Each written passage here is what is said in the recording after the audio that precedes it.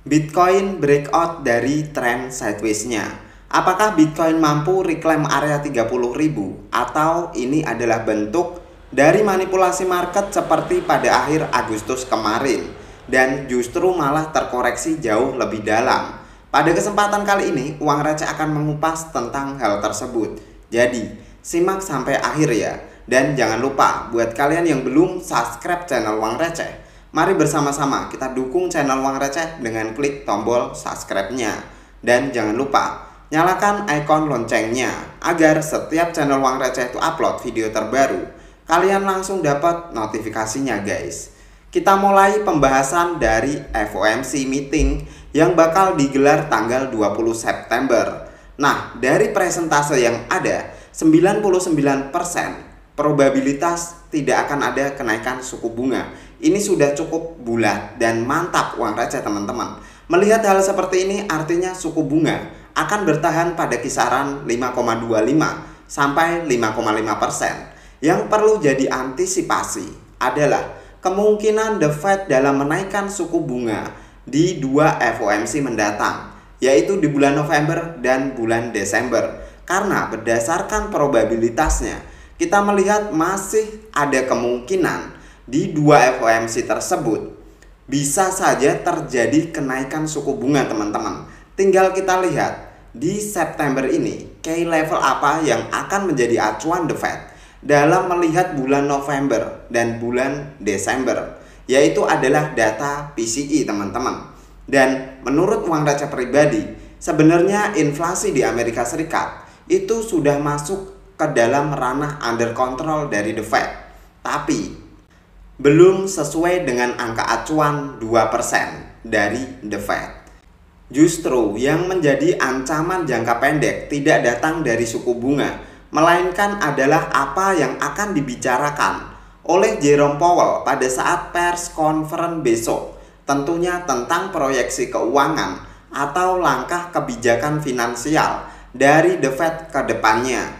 Hal inilah yang bisa memicu market menjadi cukup liar pada saat FOMC besok.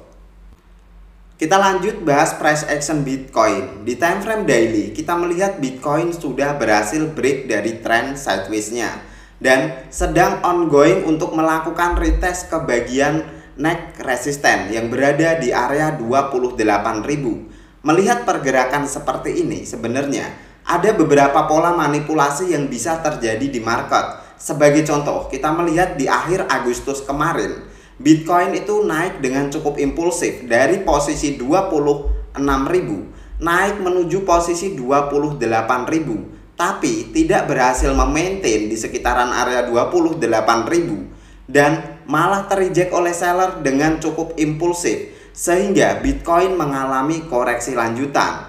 Bahkan sempat retest ke level 24.800.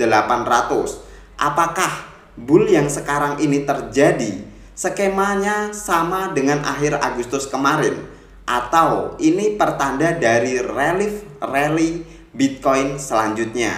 Skema pergerakan yang ada menurut Uang Receh, bull kali ini terjadi dengan cukup alami, di mana after Bitcoin itu menyentuh ke bagian bawah di sekitaran area 24.800, rejection langsung datang dari area ini. Ini artinya teman-teman, buyers itu masih cukup tertarik untuk membeli Bitcoin di area 25.000. Dan dari arah ini kita bisa melihat pergerakan naik Bitcoin itu terjadi step by step dengan struktur yang bagus sampai Bitcoin berada di bagian atas trend sideways-nya dan berhasil break dari resisten di sekitaran area 26.600. Selain itu, bull kali ini juga berbeda dari waktu Agustus kemarin. Kita melihat potensi penguatan yang kemarin terjadi di sekitaran bulan Agustus itu sebenarnya hanya sekedar untuk retest ke bagian moving average 21. Berbeda dengan bull kali ini yang kita sudah clear breakout dari moving average 21.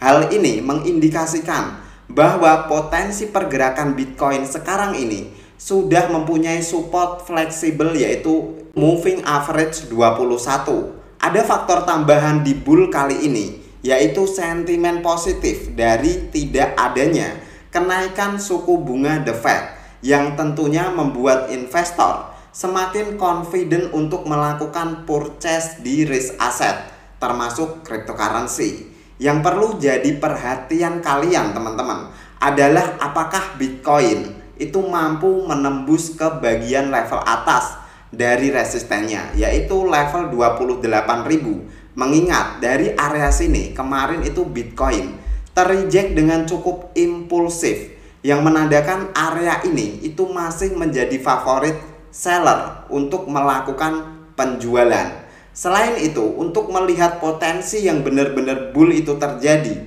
atau rally, kita perlu melihat untuk Bitcoin wajib break dari area 28.000 sampai 28.500 dan baru bisa kita katakan Bitcoin mungkin akan reclaim ke area 30.000. Tapi uang receh harap jangan terlalu FOMO terhadap kenaikan ini. Worst case skenario, jika ada fake out kembali terjadi, bahkan fake out terjadi dengan lebih impulsif ketimbang akhir Agustus kemarin, dan bahkan mampu break dari area 24.800, kita mungkin akan melihat Bitcoin di bawah koreksi jauh lebih dalam, bahkan bisa menembus ke level area 20.000 berdasarkan pergerakan support selanjutnya.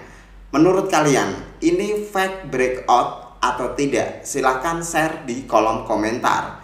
Thanks for watching till the end. See you on the next video.